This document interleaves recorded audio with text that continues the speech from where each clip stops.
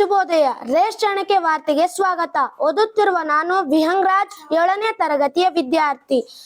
October ತಿಂಗಳು ಪ್ರಮುಖ ಸುದ್ದಿಗಳು. ಅಕ್ಟೋಬರ್ 2ರಂದು ಗಾಂಧಿ ಜಯಂತಿ ಮತ್ತು ಲಾಲ್ ಬಹದ್ದೂರ್ ಶಾಸ್ತ್ರಿ ಜಯಂತಿಯನ್ನು ಆಚರಿಸಲಾಯಿತು.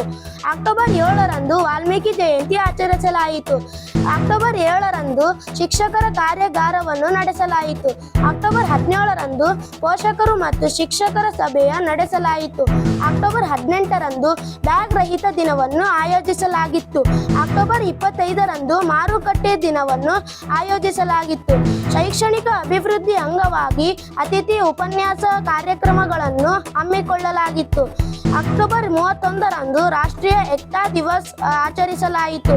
ವಿವರ: ಮಹಾನ್ ನಾಯಕರಾದ ಮಹಾತ್ಮ ಗಾಂಧಿ ಜಯಂತಿ ಮತ್ತು ಲಾಲ್ ಬಹದ್ದೂರ್ ಶಾಸ್ತ್ರಿ ಜಯಂತಿಯನ್ನು ಅವರ ತ್ಯಾಗ ಮತ್ತು ಕೊಡುಗೆಗಳನ್ನು ಗೌರವಿಸಲು ಅಕ್ಟೋಬರ್ 2ರಂದು ಆಚರಿಸಲಾಯಿತು.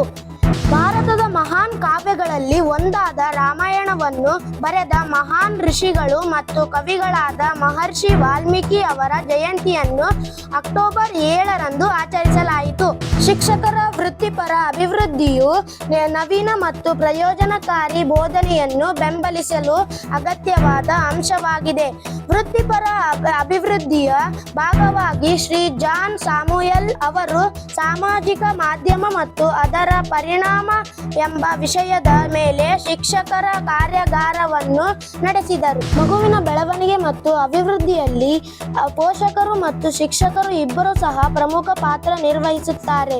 ಇದರ ಅಂಗವಾಗಿ ಮಗುವಿನ ಒಟ್ಟಾರೆ ಫಲಿತಾಂಶವನ್ನು ಅಕ್ಟೋಬರ್ 17ರಂದು ಪೋಷಕರೊಂದಿಗೆ ಚರ್ಚಿಸಲಾಯಿತು. ಪಠ್ಯೇತರ ಚಟುವಟಿಕೆಗಳಲ್ಲಿಯೂ ಮಕ್ಕಳಿಗೆ ಜ್ಞಾನವನ್ನು ಒದಗಿಸಲು ಅಕ್ಟೋಬರ್ 18ರಂದು ಬ್ಯಾಗ್ ರಹಿತ ದಿನವನ್ನು ಆಯೋಜಿಸಲಾಗಿದ್ದು, ಅಂದು ದೀಪ ಅಲಂಕಾರ, ಚಲನಚಿತ್ರ ವೀಕ್ಷಣೆ ಮುಂತಾದ ಚಟುವಟಿಕೆಗಳನ್ನು ಆಯೋಜಿಸಲಾಗಿತ್ತು. ಹಾಗೂ 7 ಮತ್ತು 8ನೇ ತರಗತಿಯ ಮಕ್ಕಳು ವೃದ್ಧಾಪ್ಯವನ್ನು 2ನೇ ಬಾಲ್ಯ ಎಂದು ಕರೆಯುವ ವೃದ್ಧಾಶ್ರಮಕ್ಕೆ ಭೇಟಿ ನೀಡಿದರು. ಅವರ ಸುಖ ದುಃಖಗಳನ್ನು ವಿಚಾರಿಸಿ ಅವರನ್ನು ಮನರಂಜಿಸಿ ಸಿಹಿ ತಿಂಡಿಗಳನ್ನು ವಿತರಿಸಿದರು.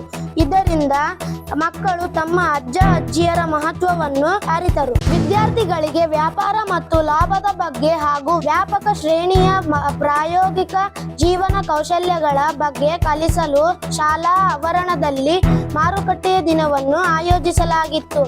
ಇದರಿಂದ ಮಕ್ಕಳು ಸಮಯವನ್ನು ಯೋಜಿಸುವ, ಸಂಘಟಿಸುವ ಮತ್ತು ನಿರ್ವಹಿಸುವ ಪ್ರಾಯೋಗಿಕ ಅನುಭವವನ್ನು ಪಡೆದರು.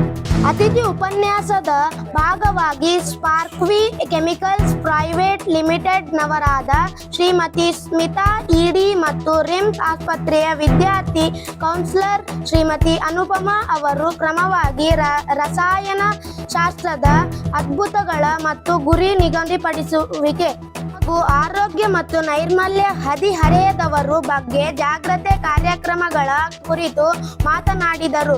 ವಿದ್ಯಾರ್ಥಿಗಳು ಈ ಎಲ್ಲ ತರಬೇತುದಾರರಾದ ಶ್ರೀ ಪಾರ್ಕ್ಲಿನ್ ಪಾಲ್ ಅವರೊಂದಿಗೆ ಒಂದು ಸಮೃದ್ಧಿಪೂರ್ಣ ಅಧಿವೇಶನ ಹೊಂದಿದರು. ಭಾರತದ ಉಕ್ಕಿನ ಮನುಷ್ಯ ಸರ್ದಾರ್ ವಲ್ಲಭಾಯ್ ಪಟೇಲ್ ಅವರಿಗೆ ಗೌರವ ಸಲ್ಲಿಸಲು ರಾಷ್ಟ್ರೀಯ ಏಕತಾ ದಿನವನ್ನು ಅಕ್ಟೋಬರ್ 31ರಂದು ಆಚರಿಸಲಾಯಿತು.